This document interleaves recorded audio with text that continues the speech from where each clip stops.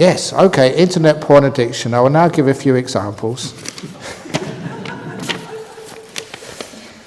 You always get a few funny questions. Internet porn addiction.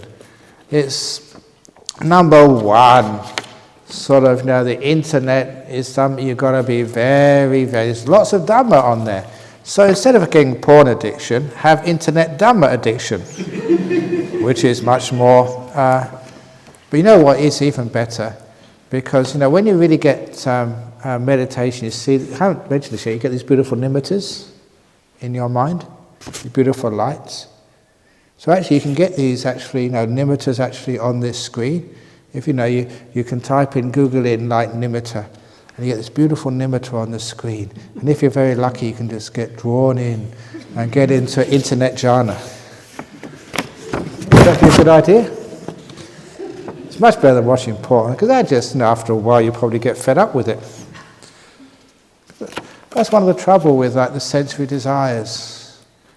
You start off with just ordinary stuff, and it gets, you have to get. It's always, what was it, the law of lesser returns. What really turned you on last week, is ordinary now, so you need something more.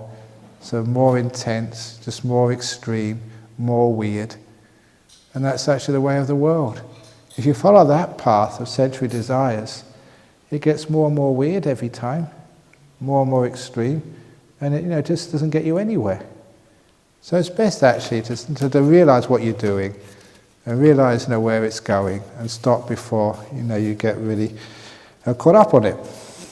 So the best thing to do is just to realize, is that really getting me anywhere? Is that really where I want to be? And after a while you just use your wisdom, but please don't use guilt, because sometimes the guilt is a terrible thing. I'm hopeless, I'm terrible, I'm addicted to porn, I'm awful. So, I'm so hopeless I might watch some more porn.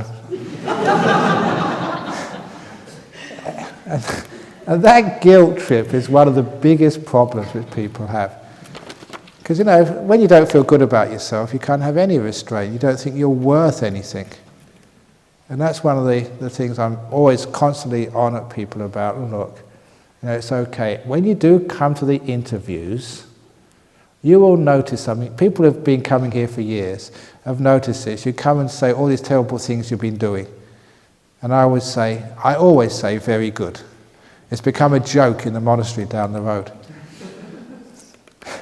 So you come and say, I've just been watching internet porn. I say, very good.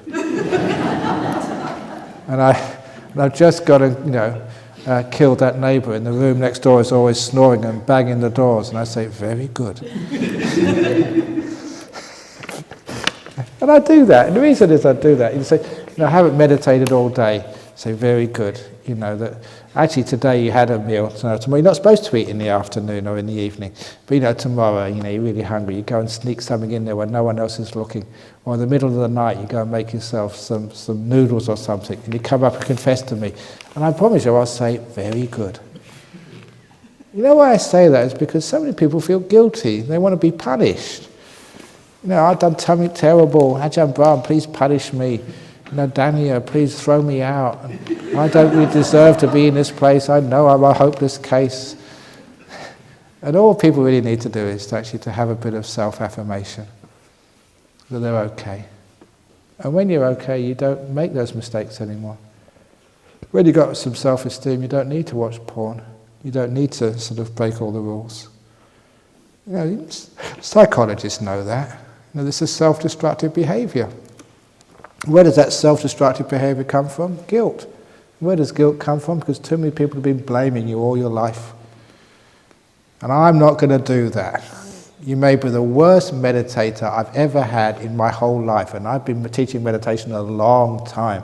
So you really have to really go to levels which I don't think were possible to reach that accolade. But even if you're the very worst meditator I've ever had, in this retreat or any other retreat, I will still say you're welcome. And I'll say, very good. Isn't that nice?